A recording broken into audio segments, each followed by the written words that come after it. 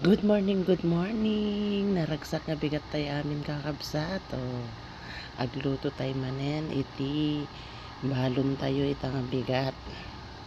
Ayan, sap-sap naman ang baunin natin ngayon. Gusto ko po iyan. Sinipag po akong magluto for today's video. Dito lang po tayo sa labas nagluluto. Huwag na sa ating kwarto para hindi mangumoy. At okay naman ang ambience dito. Ayan. Ayan, kaya ako palang gising. Tulog na tulog ang aking mga kasama kasi may project silang kagabi. Ayan, magluto po tayo ng baon para tipid-tipid din.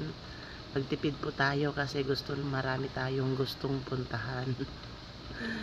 Kaya this time tipid-tipid lang muna. Samahan nyo ako sa aking pagluluto na babaunin ko. Yan. Salamat din po mga kabsat sa palagi nyong suporta. Ayan, hindi pa po ako nakamuta pero nagko-content na, diba? Yan. Thanks for watching again.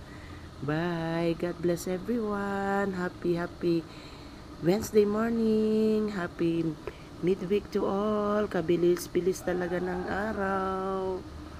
Ang bilis ng panahon.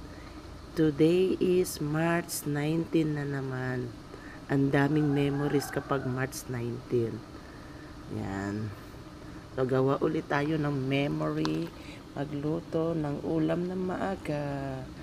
Hanggang dito na lang. Bye again. Ang haba ng aking bye. Thank you. God bless.